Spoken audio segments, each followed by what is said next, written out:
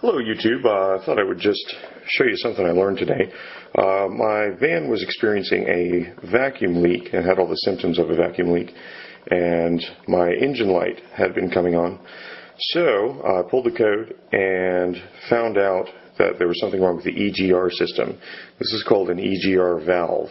It has something to do with how your exhaust recirculates back into your engine. So according to the Haynes manual, you can manually depress the valve while the engine is at normal operating temperature, and upon depressing, if you notice a drop in the engine speed, then the valve is working properly. So then it goes into another diagnostic step where you have to have a vacuum gauge, and I don't have any of that stuff. So here's what I did. You can think of this as an alternate way to test for a vacuum leak on the EGR valve. Suction right here, when a vacuum is applied, will push down the valve like that. Now, you hold your thumb over it, notice this one pops right back. And here's the new piece right here that I just picked up from the AutoZone.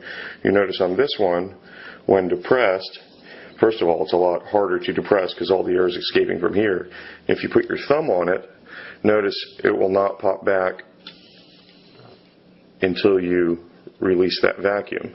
So, just another way to diagnose whether you have a vacuum leak somewhere in your EGR valve, which this one obviously does.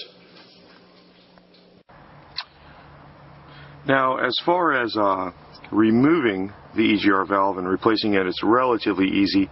It's a little harder on the vehicle I was working on because you'll notice I'm inside the vehicle right now. I had to take the doghouse out, but normally you should be able to access it from under the hood.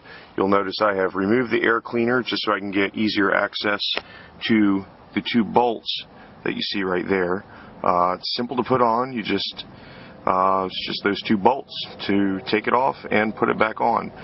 Don't worry about buying a new gasket. If you're replacing the whole valve, it usually comes with one.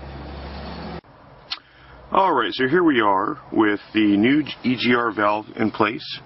You can see right there, I've replaced the vacuum line leading to it. See, I put the air cleaner back where it belongs. That was all I had to remove to get to it. And I hope this was helpful.